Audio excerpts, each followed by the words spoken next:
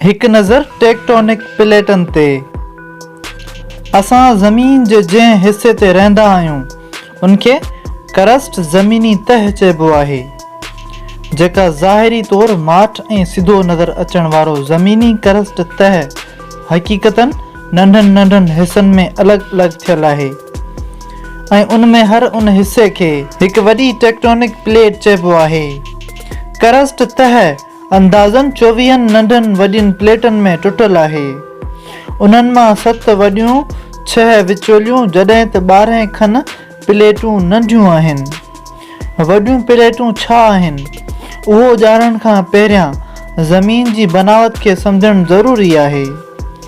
जेकॾहिं असां ज़मीन खे हिकु वॾो बसर तसवुरु कयूं त उन बसर जो रदास क़तर यानी नीम क़तर 6411 किलोमीटर हूंदो आहे। उन बसर जूं खलूं यानी ज़मीन जी करस्ट तह जी मोटाई ख़ाली 5 किलोमीटर खां 40 किलोमीटर ताईं हूंदी आहे। खलनि जे अंदरि ॻरियल मादो पथरनि ते मुश्तमिल ज़मीनी मेंटल चादर जी मोटाई 2885 किलोमीटर हूंदी आहे, जॾहिं त बसर जो अंदर वारो हिसो यानी घणो गरम पर ॼमियल ज़मीनी कोर अंदरें हिस्से जी मोटाई 3486 किलोमीटर हूंदी आहे। पर ज़मीनी अंदरें हिस्से जा ॿ हिसा आहिनि। ॿाहिरियों हिसो 2270 किलोमीटर जेतिरो थुल्हो आहे, जॾहिं त अंदर वारे हिस्से जी मोटाई 1216 किलोमीटर आहे।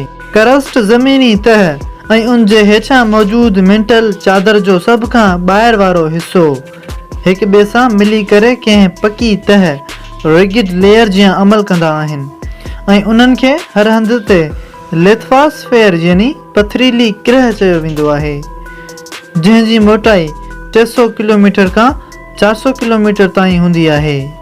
वॾियूं प्लेटूं असल में अहिड़े लिथोस्फीयर जा वॾा वॾा टुकड़ा हूंदा आहिनि जेको ॻरियल मादो चादर जे मथां तरंदा ऐं चुरपुर कंदा रहंदा आहिनि।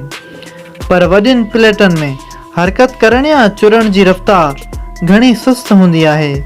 एतिरियूं सुस्त जो हर प्लेट हिकु साल में तक़रीबन 10 मिलीमीटर खां वठी करे 50 मीटर ताईं पंहिंजी जॻह खां हटंदी आहे।